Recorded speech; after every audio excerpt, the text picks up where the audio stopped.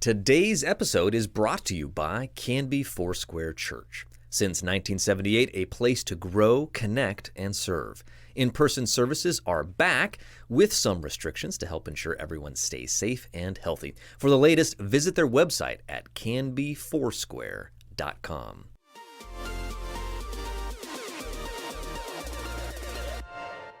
Welcome to Now Hear This Canby, your source for news. The threat of a possible teacher strike was avoided this week. There's a new, irresistibly cute creature winning over fans, and its name is Scootaloo. Sports? It's like Lucy in the football. You want to kick a field goal, if they take it away from you. We had to learn how to win. Goal can't be in the last second of the game! And interesting conversations. Because I'm one of the strongest girls ever, and I know that for a fact. I just really enjoy writing gossip as if I was a bear. With an old maid daughter that make the best moonshine in the coast. And if it would have hit me in the face, I think I would have died. I really do. I guarantee you would have died, man. Are you kidding me?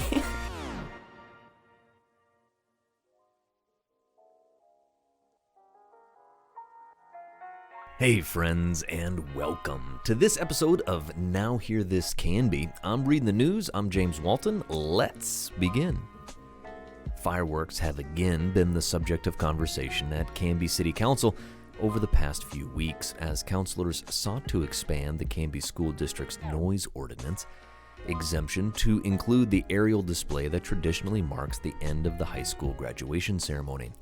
In 2018, the council held public hearings on the fireworks issues at the request of Paul Ilvesacker, a nearby resident who suffers from chronic pain and PTSD that he says the random explosions exacerbate, and from other neighbors as well. But things did not go the way they'd hoped. Rather than restrict the Canby School District's aerial displays, the council carved out an explicit exemption for the district in the existing noise ordinance, similar to the ones already on the books for other local government entities like the Canby Fire District for the 4th of July fireworks and the Clackamas County Fairgrounds. But oddly, the exemption covered only the fireworks used to celebrate touchdowns at Canby High School football games, leaving out the displays that have accompanied Canby High graduation ceremonies for decades.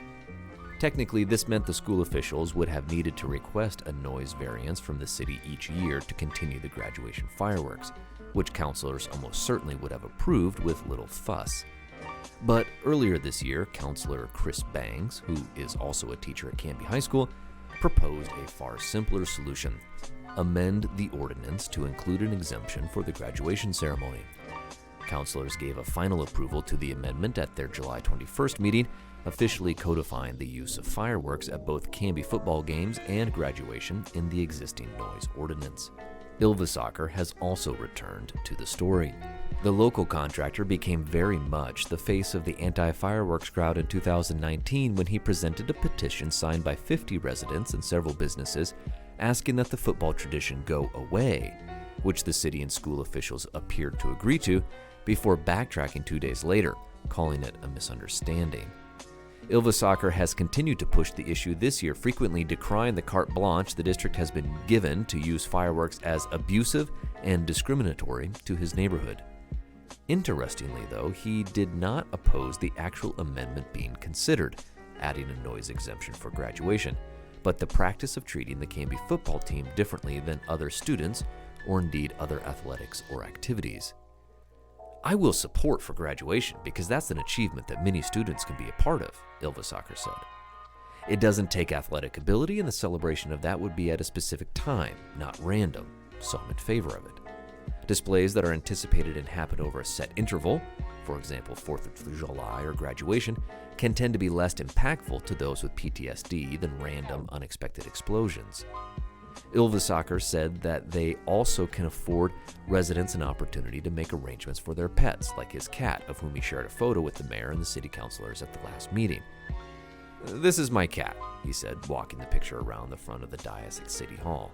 "This is an animal that is abused when the fireworks start. I'm not making it up. I'd bring my cat here, but that would be abusive. It needs to stop." Ilvesacker attempted to draw a parallel between the city's continuation of football fireworks in the name of tradition while spending millions to enact a quiet zone at 3 railroad intersections in downtown Canby. Tradition seems to be the theme, or excuse, and I believe it to be an excuse, for continuing the explosions, he said. Yet, you are all willing to change the tradition of train whistles at 3 crossings.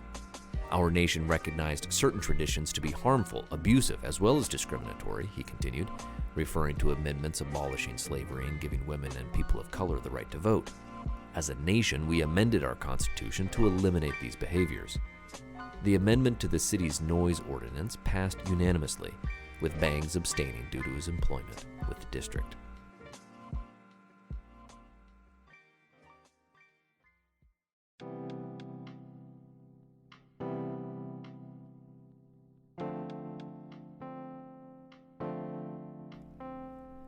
Government can be criticized for being too bloated and oversized, but one local entity, the Canby Area Parks and Recreation District, or CAPRD, is actively trying to get smaller. The district actually has a long history in our area, one that significantly predates what was once considered its geographical counterpart, the North Clackamas Parks and Recreation District. But you could be forgiven for knowing little about it or presuming it was one and the same with the city's Parks and Recreation Department. It is not. The CAPRD is an independent special district, much like North Clackamas Parks and Recreation District, run by a board of directors whose seats appear on the ballot every 4 years. The problem is that it has no tax base, no levy, no funding source, no property, and no real operations. It's like a baby. It has loads of potential, and nobody is necessarily trying to get rid of it or anything, but it doesn't really do much. CAPRD was founded in 1964 as the South Clackamas Parks and Recreation District, and its main business, at least in view of the public, over the last 6 decades has been changing its name, first to the Blue Heron Recreation District, and now to CAPRD. Directors have tried at least a half a dozen times to pass a permanent tax rate to support parks and development programming, always to no avail. The most recent attempt was in 2011, a proposed 42 cents per $1,000 assessed value that could have also replaced the levy for the Canby Swim Center that goes before voters for renewal every 5 years. It failed, with more than 60% opposed. In hindsight, the timing may have been ill-advised, with the nation well into the early stages of an historic recession, but CAPRD officials say the margins of defeat have been pretty consistent in each election, regardless of economic factors. The issue, officials believe, lies with CAPRD's boundaries, which more or less mirror those of the Canby School District. The district is much larger and more politically conservative than the city, and deep dives into polling data have suggested a strong rural-urban split in CAPRD's previous attempt to establish a tax base. In past elections, the voting indicated that the measure passed within the city limits of Canby, but it failed in the rest of the district, City Administrator Scott Archer explained at a recent City Council meeting. That had sparked the suggestion to shrink the district's boundaries to match the city limits and urban growth boundary, an idea that is also not particularly a new one for CAPRD, but one that now appears to have some real traction. CAPRD board member Andrew Hale appeared before the council on July 21st to explain the move and request the city's support. The request and letters of support for the redistricting will go to the Board of County Commissioners, which can grant the downsizing outright or refer it to district voters. The timing looks really good for us, along with the fact that the city is also doing a master plan for parks, Hill said.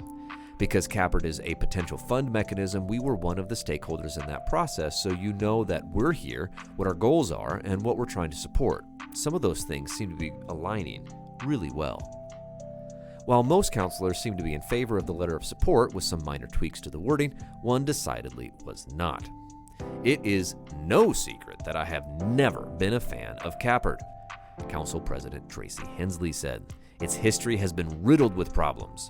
I do think we can take a beat, have a work session, and educate the new councilors on its history. I'm not a fan of another layer of government governing our park system, so I'm a hard no on this. I would actually like to see that layer of government go away." Hensley clarified that it was nothing personal. She appreciated Hale and the other members who serve on CAPRD's board, but the idea of two entities with identical boundaries, the city and CAPRD, both supporting parks and recreational activities seemed redundant to her, and other councilors shared this concern. The fact that any tax support for CAPRD would still have to gain voter approval, regardless of the district size, seemed to assuage some of those concerns, and councilors ultimately voted 4-1 to support the move, with Hensley opposed and Councilor Jordan Tibbles absent. Counselors did ask for a future work session to discuss Cappard and what a working arrangement might look like. Hale said Cappard hopes for the county to rule on their request by the end of the year.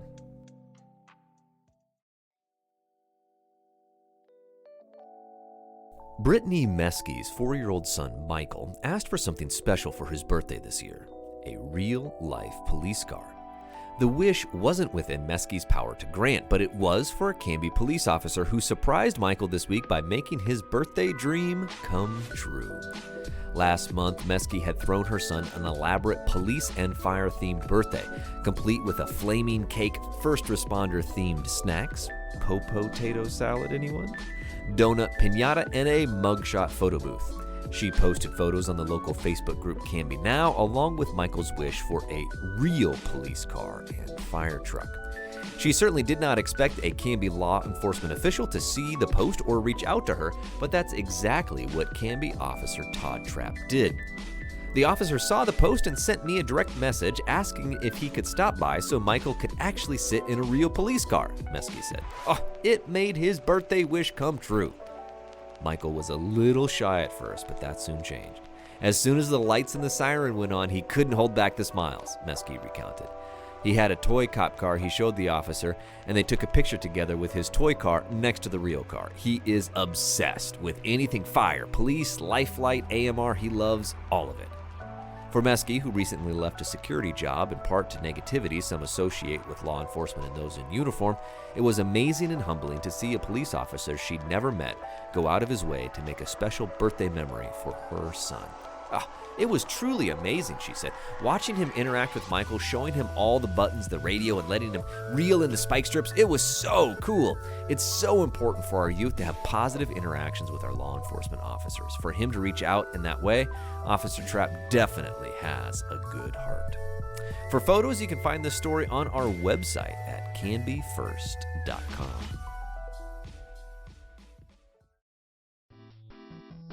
There are many ways you could evidence Susan Peach's importance to Direct Link and the impact she made on its members and employees during her 22 years of service. But the easiest way to sum it all up is a story from one of the rare times in those 2 decades that Peach wasn't at her usual post. Peach was on a well-deserved vacation at the time, and Direct Link Billing Services Manager Sharon Pullum was covering the phones, but the caller knew instantly that there was something different. The voice on the other end said, "You're not Susan," Pullman recalled with a laugh. Where is Susan? Most folks in customer service don't gain a fan following, or expect to, but most folks aren't Susan Peach. Colleagues say Peach, who retired last month, gained hers through her infectious and constant smile, welcoming attitude, and sterling reputation for being kind, helpful, and genuine. "I've referred to her many times as the voice of Direct Link," said Pullman. "It is her friendliness and the way that she loves her members. They speak with her, and they love it." Susan was very member-focused, agreed Member Services Supervisor Michelle Madison. She greeted them by name and made them feel important. Peach joined the Direct Link team as a temp agency recruit in January of 1999, joining the permanent staff on June 24th of that year, back when the telecommunications provider was still known as the Canby Telephone Association, or simply CTA.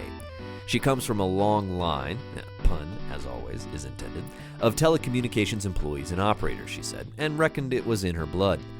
"I thought, okay, let's just go along with the flow," Peach recalled with a laugh. "And you know, I liked people and I liked answering phones."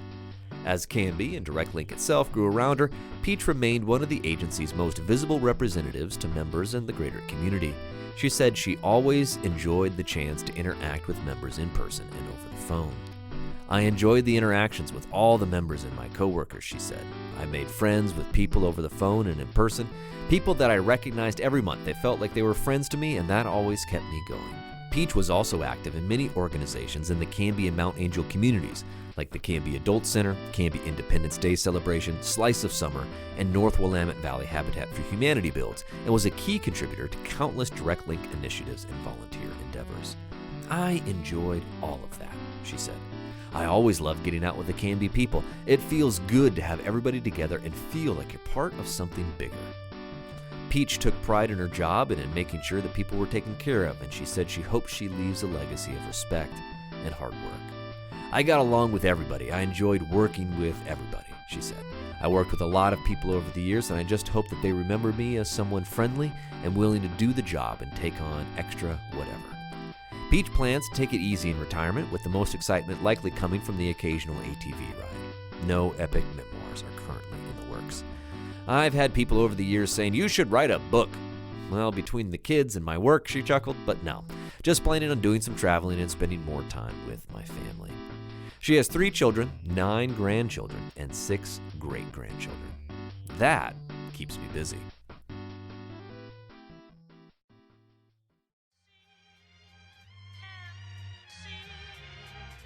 The many friends of longtime Canby resident Harry Lee Kwai will gather at Waite Park in Canby this Saturday to pay their respects and remember a man who lived an adventurous and remarkable life. The Aloha Celebration of Life will be held at 1 p.m. on August 2nd. Please dress comfortably and bring your own blanket or chairs to sit on. The event will also be live streamed by CTV Channel 5. Lee Kwai, who had relocated to Woodburn shortly before his passing on May 15th, was born August of 1947 in the Palama settlement in Honolulu, Hawaii. The 73-year-old was reportedly swimming with a pod of dolphins during a return visit to his beloved native Hawaii and to visit family in Kailua Kona when he suffered a heart attack and drowned. Lee Kwai showed an early interest in learning about other parts of the world through his mentor Lauren Gill, a naturalist and founder of the Hawaii chapter of the Sierra Club, who would take children on hikes and teach them about conservation.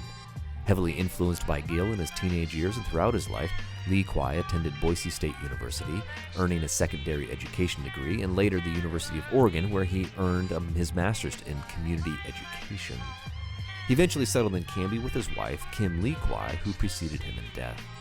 Lee Kwai was a former director of the Woodburn Area Chamber of Commerce and worked many years in marketing with the local telecommunications company DataVision. Harry will be remembered as someone who brought people together to accomplish wonderful things, said longtime chamber member Bob Rhodes. His laugh and infectious smile will live in hearts for years to come. He traveled extensively throughout his life, fishing, hiking, and biking locally and in exotic locations. He undertook several missions trips to Guinea in West Africa with his local congregation, Canby Alliance Church. Above all, his family said Lee Kwai enjoyed spending time with friends and loved ones and was very much a people person. He enjoyed meeting new people of all walks of life, listening to their stories and helping them if he was able. In lieu of flowers or monetary gifts to charity, Lee Kwai's family asked that you honor him by paying his kindness forward to someone in need. Harry believed in helping people, his family said. His memory can best stay alive by giving to others.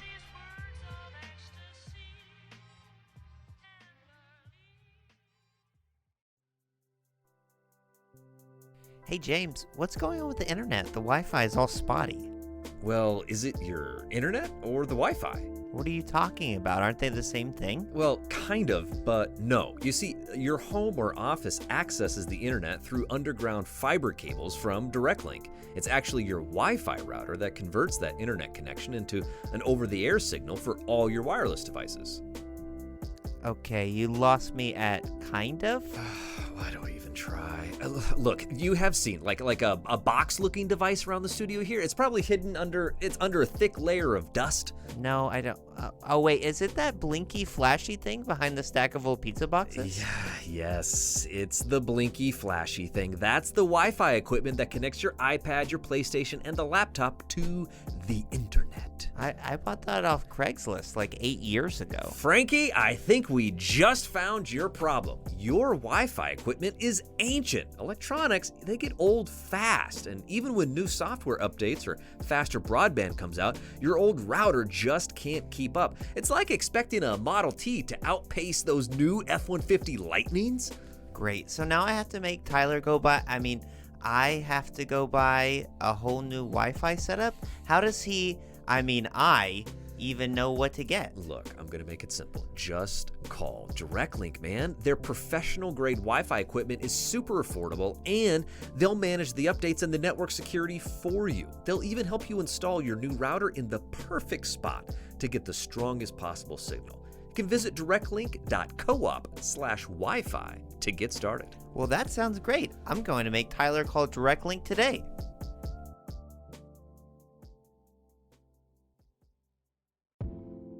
Hi, I'm Megan Waterman. I'm the owner and operator of the Book Nook in Canby, Oregon. And I'm Tyler Clausen of Now Hear This Canby, the show you're listening to.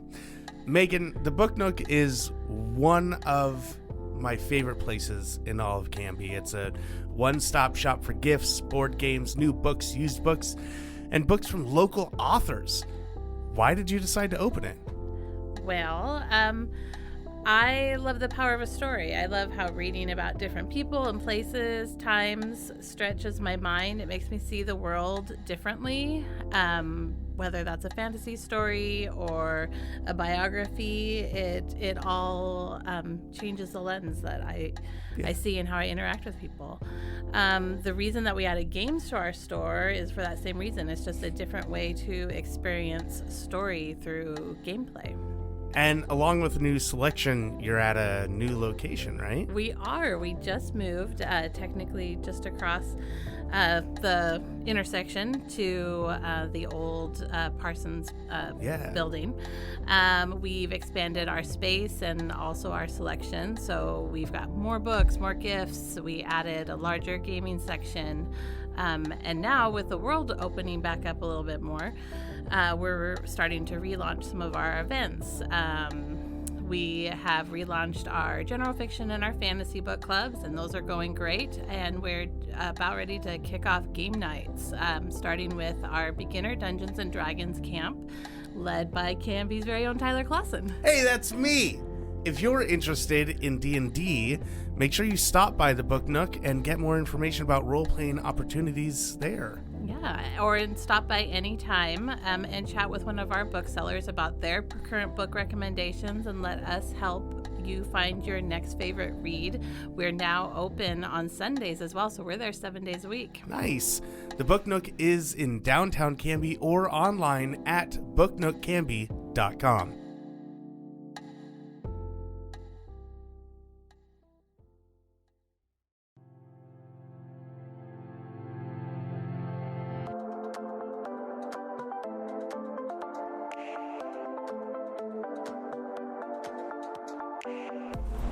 Joining us on the Canby Conversation today is one of the busiest men in Canby, Tyler Nizer, Event and Marketing Coordinator for the Clackamas County Fairgrounds and Events Center. Hi, Tyler. Hello. Or as you were known last year, the coordinator for cancellations and drive-through events. And, right. Oh man, just looking back a little bit, what was all that craziness like? I mean, did you just try to put it out of your mind? Or? Yeah. No, it was super crazy, but I think, on behalf of the event center, I mean, that's what we turned into, was like just being there for the community in every way, whether it was events or we turned into a resource during the storms that we had, whether it was fire or winter storm that we had, so through it all, we wanted to be there for the community, and now we get to be there for the community into like our normal stuff. So we're excited for that. Yeah. We're not having to make stuff up now. Right. Yeah, reinvent the wheel.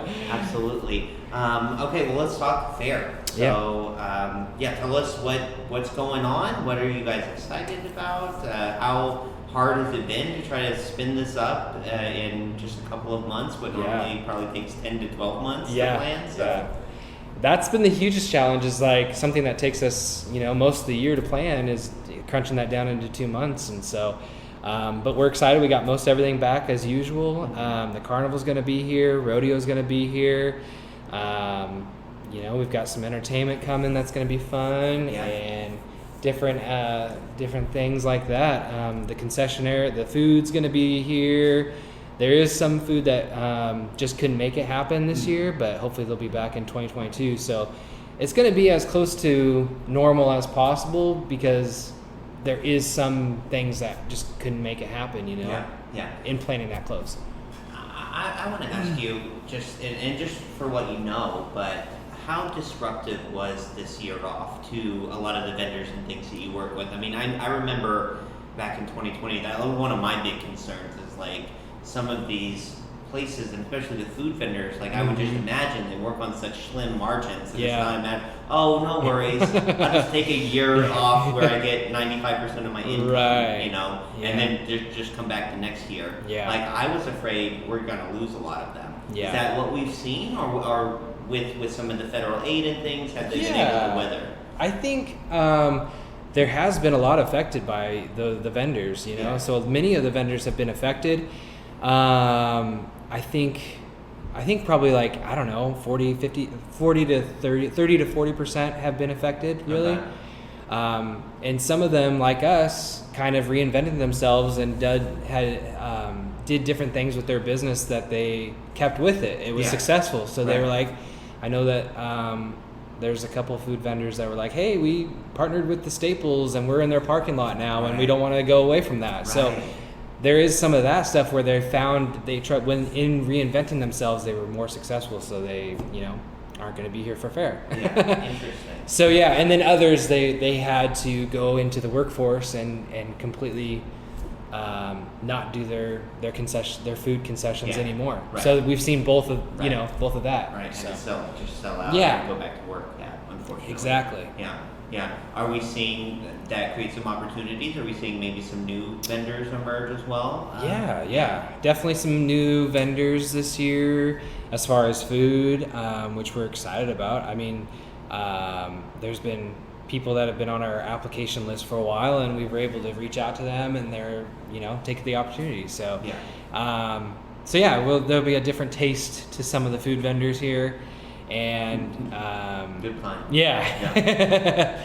So we'll look forward to that, and then some of our staples that aren't able to be here, hopefully we can have them back in 2022. So awesome.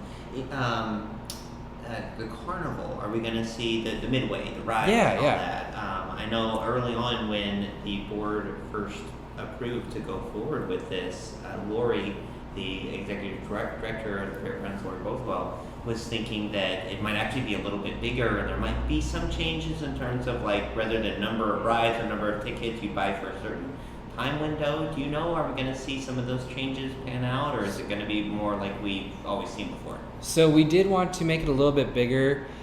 We expanded them out into the roadway a little bit more, so there should be a couple more rides than we're used to, so we're excited about that. There isn't going to be timed. That was like early on, we were thinking that was going to happen. Okay. We're not going to see bracelets. Okay. It's just going to be all tickets. Okay. And I still need to get details on what they're doing for the kids' day. I think they did a special back like in 2019. They did a special with the bracelets where it was like bracelet day. Right. And I'm not sure if they're going to do like a ticket day, if there's a special for the kids on that day. So, but they've just had to transition from bracelets to tickets now. So that's unfortunate. Yeah. For parents. And I don't know if that'll come back, you know. Hopefully that'll be back in 2022, but at least for this year they have to do tickets and stuff like that. I'm just, light flashing before my eyes. Right. That's I just found out where my last stimulus payment is going to go to rides at the Clackamas County Fair. But good for them. I mean, they've got income to make up as well. They got to do what makes the most sense. I think they really struggled. And I think if there wasn't another year of events for them, it would have been detrimental to the carnival industry. After the up and down of the pandemic, do we really need more roller coasters? There you go, One thing that we haven't talked about as much, and I know it's somewhat just because you're not as directly involved with it, but it's something that makes the Clackamas County Fair what it is obviously 4-H and the animals and whatnot. As far as you know, is a lot of that coming back as well? Or? Yeah, so we're, that's a huge part of what makes the Clackamas County Fair and Rodeo go on is the 4-H and FFA. And both of those are all coming back. The animals will be here for 4-H and FFA, and we've got the tents already set up for that. We're ready to go, and we're excited about that. So 4-H and FFA will be here. Unfortunately, open class will not be able to attend. We just had to limit it to that, and hopefully in 2022 the open class can return and we'll be full on with the animals. Open class is where like non-4-H, non-FFA. It's basically the same thing but different people doing it. So there'd be like a little less animals involved because they do have quite a bit of animals that show up from open class. But I mean, we're still going to have a lot of animals here on site. And all the same categories: rabbits, all those sheep, and ferrets, and so we'll really be involved with it'll just be the 4-H and FFA, and the auction will take place to support the kids and everything. Yeah. So. Cool. Well, that's a bummer about the open class. Yeah. But I mean, just remembering anytime I've been at the fair, it's such a big thing for the kids. Totally. The 4-H and FFA, and it just means so much to them, and they work so hard. Oh yeah. And this is kind of their Hollywood moment. Yeah. Yeah. In 2020, they actually, because we didn't have the fair, they still did 4-H right. auctioning. Yeah, those animals don't stop giving birth, they stop eating. And so they actually had to video themselves showing the animals. Yeah. So they had to video themselves showing the animals. So it was a little different for them. So I'm sure they'll be happy to be back in normal showing. They actually did a virtual auction. Yeah. Which was really interesting. Yeah. We did a story on that. Yeah. Okay, so what else do we got going on? We talked about the animals, talked about the food. Rodeo is going to be every night at the fair. Mm-hmm. You have to get your tickets separately, but can have it through the same website or? Yeah, and they do a package online too, where you can get fair and rodeo. I would suggest getting them beforehand because they are going pretty fast. Yeah. They will be available at our ticket boxes Tuesday of fair, so August 17th. Yeah, awesome. I've heard that there's something coming back this year to the fair, Pioneer Village. Yes. Okay. Yeah. People will be excited about that. Pioneer Village is coming back in full capacity. That area was taken over by dogs. It was. So they reclaimed it. They've reclaimed their land. Those rugged pioneers. Totally. Reestablished.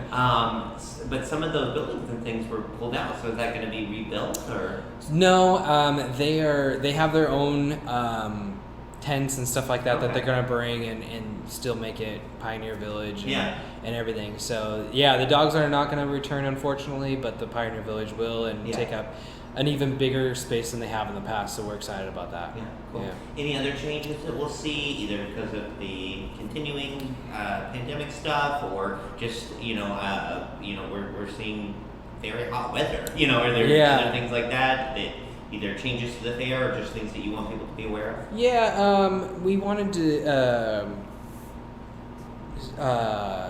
for the heat especially, and then COVID, we wanted less people less in buildings. And so everything that was upstairs in the main pavilion is now downstairs for the entries.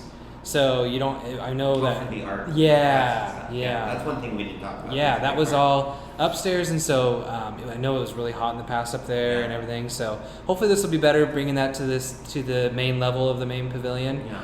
And I appreciate you guys putting those big swamp style fans, but they really just blow a lot of hot air at me. I mean, I know you're doing your best. Yeah. So they that'll be downstairs, and then all the vendors will be outside. Yeah. So it just made more sense to do it that way. Yeah.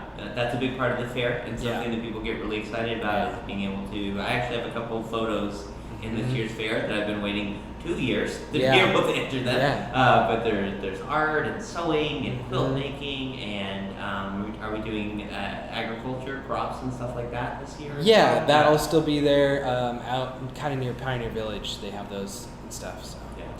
And with that, the art department was a little bit, because it extends a little bit, so it was not enough room down on the main floor. So art will actually be in Clackamas Hall. Okay.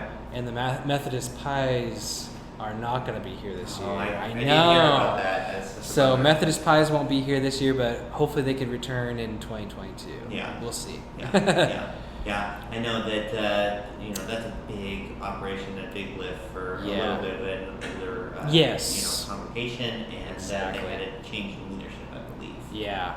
In their pastor. So. Right. Yeah. So all those combinations made it not work this year. So we'll see what happens. Yeah. I'll be able to get my sour cream. Yeah. But it'll still be cool in the Clackamas Hall for art. So if you want to cool down, they'll have AC in there, and you can check out all the art and stuff. Yeah. Dairy women, are they able to make it back? They were unable to make it back as well. Bummer. So that was kind of like the two staples. Yeah. Was them and the Pies. So Yeah. People would be happy to be back at the fair, though. Exactly. I wanted to ask you about that. Just what you've heard from people and just kind of your sense of excitement people have for this year's fair. I mean, I've been saying ever since you guys, ever since the board, approved bringing it back, that this year is going to be the record-breaking biggest year. And I'm wondering if you think that's still going to hold to be true. I think it will. We've seen just from a lot of the vendors that are here, they do a lot of other events, and every event that they've been to, people have been really excited and showed up, and they've had record-breaking years for those events. So I think events are going to be, I think people want to get out and experience it. So yeah, we're hoping for a big year. Yeah, awesome. And you've heard I know before the board made that decision, you guys were just getting flooded with calls. So Yeah. Please do the fair, Yep. please don't cancel. Exactly. Yeah. Yeah, people are really, and then after that, people being really excited that we are going through with it. So yeah. Awesome. Anything else to add about the fair? Where can folks get tickets and get more information? Yeah, if they want to head to clackamascountyfair.com, there's a ticket button at the right corner, and get your tickets there. And if you don't want to deal with the internet, you can always come to the grounds starting August 17th and get your tickets at the gate. Okay. So awesome. Yeah. Very cool. Before we let you go, I did want to ask about something else that's happening here at the fairgrounds that I believe you guys have been working on. Yeah. Which is the drive-in.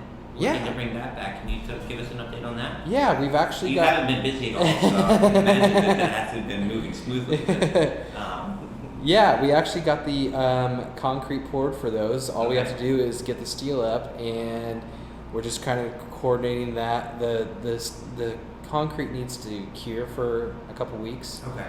And then after that cures, then we'll get the steel going. But it's gonna probably be cured right around fair, so we'll probably wait till after fair to get that all going. Yeah. So, but yeah, it's all going well, and Yeah. hopefully here in the next month or so we'll be ready to go. And just so people know what we're talking about, last year you had the temporary drive-in, Right. Because there were challenges to, Mhm. but the plan was always to do a permanent one, and that's Yeah. what we're talking about. That I believe the screen unfortunately was damaged Yeah. in the September storm that Yep. sparked the wildfires. Yep. And so that kind of led you guys to move forward with picking up dusting off those old Yep. plans. Yep. Is it going in that corner of the yellow lot where it was initially thought would be a good location for it? Or It's going to actually be a little bit more near where it was before, just a little bit past the gate. Okay. So Cool. it could go either way. Yeah, interesting. And more central. Yeah. Okay, great. There have been a number of businesses that donated to that Yes. project, including the steel, I believe, from either American or BBC, I think. Yeah, we've been working a lot with Emmerich, and they've been helping out with that and helping us out. So yeah. Yeah. A lot of concrete that goes into that because there's Yes. so much wind on those tall poles, and the screen is like a 40-foot sheet of steel. Yeah. Yeah. Not a lot of big air old passing sail. through that. Yeah, huge sail. Yeah. Cool. So it might be again sort of like September-ish, like last year. Yeah. When that wind. Exactly. Yeah. And this time, hopefully, no winds will take it down. Yeah. Would you leave it up then permanently? Yes. Or bring it down, in season? No, the plan would be to just leave it up permanently Yeah. throughout the whole year. Awesome. So yeah. Cool. Well, obviously, fair's occupying a lot of your time. Yeah. Once you have some more firm dates about when that'll happen, we definitely love to share that. Still partnering with Canby Cinema. to Yes. Make that happen? Yeah. Awesome. Very cool. Excited that that's coming back. Yeah. So that was so much fun last year, and nice to have that in a summer where so much stuff had to be canceled. So, Exactly. yeah. Yeah. Awesome. Well, thank you so much, Tyler, for joining us on the show today, and we'll see you at the fair. All right. Thank you.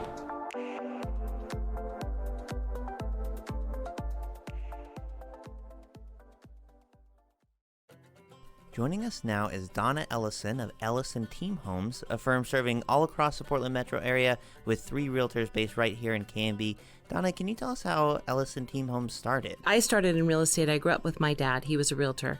So I'm a second generation broker, and I grew up with him on weekends. And I learned a lot, eventually working with him for several years and then going out on my own. Our family moved to Canby a couple of years ago, but we really didn't know how it was going to go. And within the first probably 3 months of being here, we literally fell head over heels in love with this place. We love the community, the spirit here. The first Christmas at Waite Park, I was literally crying because everybody was walking around saying Merry Christmas and people were drinking hot chocolate, and we got in a carriage ride with the horse, and it was just too much. You just realize it's special here. Real estate's always been my passion. It is my professional love. I enjoy the people, the relationships. So much comes out of kind of the intensity that you spend with people. You're really up in their business for a period of time. And sometimes it's a couple months, sometimes it's a couple years, sometimes it's a lifetime. I feel very blessed at this point to have people that have been with me for almost my entire career. Clients that have bought and sold maybe 2, 3, 4, 5 homes. I have one client that's bought and sold 8 homes with me. 3 generations. It's a beautiful business. It makes for a very full life. How can people find you? How can they not, really? We have a website, www.ellisonteamhomes.com. Well, thank you, Donna. Thank you for having me. All right, friends, in our last segment of the show, we bring you another edition of Canby Then. And this one is brought to you by Retro Revival. They are not your average antique shop. They're open daily, and you can find them on the corner of Northwest 3rd and Grand Street in downtown Canby, or you can connect with them on Facebook or through email at retrorevivaloc@gmail.com. $24. That's how much it cost you in 1904 to join the Maxburg Mutual Telephone Company, which was formed on January 14th of that year. And if you could furnish your own telephone, well, all the better. In that case, you could access the magic of telephony for just $9. Maxburg Mutual brought the first telephone service to the area in the form of an independent cooperative, one that still exists today as DirectLink. Like other telephone co-ops across the United States, its history is an example of democracy in action. The independent telephone industry was developed throughout the country by farmers. Unable to receive telephone service in the small rural communities where they lived and worked, these hard-working, self-reliant, industrious folks did what they always do. They worked together, pooled their resources, and they built their own. Maxburg Mutual did not go by that name for long, nor did it stay in Maxburg, wherever that is. Members voted to relocate the service to Canby in 1905, 1 year after it was founded. The next year, service demand had outpaced the co-op's original 4-line switchboard, and a new one was installed that could accommodate up to 50 lines. At first, they equipped it for just 15. The new switchboard cost a hefty sum of $150, but I'm sure the growing number of Canby residents who could now phone such exotic places as Molalla, Oregon City, Markham, and New Era felt it was worth every penny. Switch tenders, or operators as they were more commonly known, were paid not by the hour but by the call, 3 cents for personal calls and 5 cents for business. History does not preserve how much the parents of teenagers had to pay per text message in those days, but we assume the costs were substantial. In 1907, an effort began to relocate the co-op to Canby. The momentum grew slowly but steadily for several years until a meeting of the Maxburg board in 1911 recognized the formation of a new entity, which was given the mouthful of a name, Canby Exchange of Mutual Companies. The moniker was soon shortened to simply Canby Cooperative Telephone Association. By then, the co-op included farmer lines or companies in Maxburg, New Era, Central Point, Mundorf, East Canby, Barlow, Union Hall, Riverside, Mill Creek, and Oak Grove. In 1920, Canby Cooperative Telephone moved into its sparkling new offices on 2nd Street opposite Canby State Bank. It was also outfitted with a new 100-line switchboard. The move from its original location on A Street across the railroad tracks was completed the week before by the company's longtime lineman and general repairman, Russell Scramlin. The purchase of the property had been masterminded a year earlier by Franz Kraxberger, an early Canby mover and shaker who was also the president of the Canby Cooperative Cheese and Produce Company, but the move had been delayed because of needed supplies, equipment, and material. For its first 16 and a half years, the local exchange was the domain of the chief operator, Mrs. R. Soper, a Canby native and the daughter of early Oregon pioneers, along with her own daughter and assistant, Miss Rena Hutchinson. But Mrs. Soper, whom newspapers described as, quote, most capable and obliging, resigned in August of 1922 to be nearer to her 2 sons, Earl and Allen Hutchinson, who were businessmen in Newburgh. She was replaced by the wife of Canby farmer John E. Wells, with assistance from their daughters Mabel and Sylvia. The women's labor earned $1,800 a year, all of which went to Mr. Wells, according to the Oregonian. "Have you got your ears to the air?" the Canby Herald asked in 1922. Thousands have. Enthusiasm over the wireless telephone is spreading tremendously. If you thought 1922 was a little early for wireless telephone technology, you're not alone. Of course, what the newspaper was talking about was not really a telephone at all, but rather the radio. From a fad and a toy, the radio receiving set has become a household convenience, the paper continued. Out of the air come daily news bulletins, lectures, sermons, vocal and instrumental concerts, operas, market reports, church services, and children's bedtime stories. Local news streaming through the air straight to your personal devices? Imagine that. The growth of the co-op enjoyed during its first 3.5 decades were overseen by one steady hand, that of J.W. Smith, who served as its president from 1904 to his retirement in 1938, with 1 or 2 breaks in there that were richly deserved. Although not the cause of his retirement, a contributing factor may have been the growing complaints throughout the 1930s from people talking too long on the party lines. For those unfamiliar with the concept, party lines were essentially the reply all of the pre-email days, and every bit as annoying. I want to break in here. My parents had an experience with a party line when I was growing up as a kid. You would literally pick up the phone and you would hear the conversation that was already happening because there was no way to discreetly share phone lines. So very glad to not be out of that. So they fixed it back in the 1930s. The co-op also received 240 complaints in that decade for bad operator services. On March 11, 1939, the skills of Canby cooperative telephone lineman James Mooney would be needed for a job he never anticipated. That morning, Captain H.A. Reynolds of the Army Air Corps Reserve was flying his single-engine military training plane in the vicinity of Canby Airspace when icing on the motor forced him to bail out. Fortunately, the Pearson Field, Vancouver-based pilot had a parachute.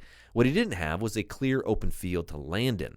He wound up stuck in a tall fir tree on Oscar Olson's farm about a mile outside of the city, where he stayed almost an hour before rescuers brought him down. Or should I say rescuer, singular. The hero was Mooney, who donned high climber's gear and installed block and tackle to reach the stranded aviator, whose chute had caught on a limb 100 feet above the ground. Captain Reynolds proceeded to shout for help, drawing a startled Oscar Olson from out of his barn. The Herald recounted, Olson went to the farmhouse of A.B. Cole and called for the telephone lineman to aid Reynolds down from his perch, where he sat nonchalantly smoking. The captain was unhurt, except perhaps for his pride, and none the worse for his experience, the newspaper recorded.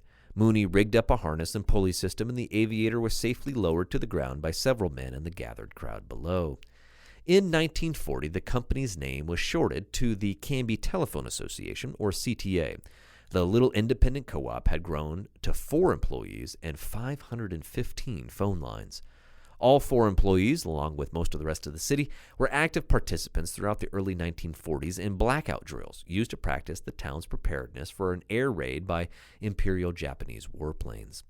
On October 28, 1941, decoy bombers flew over the observation station located on the farm of one Clem Dietz. The smooth operator at the Canby telephone office reportedly received and relayed the message to the Portland headquarters in less than 30 seconds. Telephones were never more needed in Canby than the time a small boy riding alone on a Greyhound bus wound up in the right city but the wrong state in 1947. That story and more next time on Canby Then.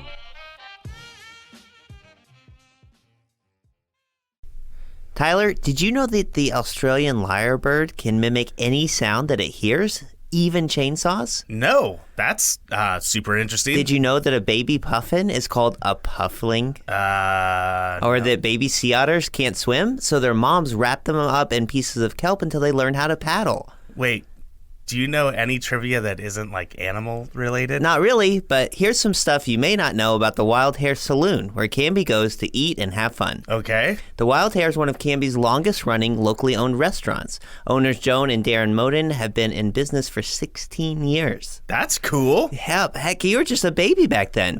Wait, what? And they love to give back. They've been members of the Canby Chamber for that long, and they donate over $20,000 to local sports, FFA programs, and civic organizations each each year. Wow, I'm legitimately caught off. That's cool. Yeah. They also support more than 30 jobs in the community through their award-winning staff, some of them as young as 18. Hey, that's older than you are. Dude, I'm 10 months younger than you. With the days getting longer and the weather getting warmer, the Canby Wild Hare's expansive outdoor patio is the place to be. Furry friends, welcome. Well, that sounds great. I'm going to go check them out just off of Highway 99E next to the Space Age in Canby at 1656 Beaver Creek Road in Oregon City, or on their website at thewildhairsaloon.net. Now Hear This Canby is produced by me, Tyler Clausen. Our content director and star reporter is Tyler Frankie. And of course, our show is edited by Cameron Clausen. We also feature the vocal talents of Joyce Struby and James Walden, so a round of applause to them. The song that you're hearing right now is Canby by singer-songwriter Olivia Harms, used with her permission. To find more work from her, you can visit her website olivia13.com. Now Hear This Canby is dedicated to preserving independent local journalism and redefining local news with our fun, fresh, and energetic brand of storytelling. Our sincere thanks to our local sponsors who make this show possible. Please show your appreciation by supporting the small businesses who support us. The production of Now Hear This Studios, Canby's locally owned full-service audio, video, and media production company. Our mission is to produce the best content in the universe, and we'd love to help you do it. Find us online at nhtstudios.com.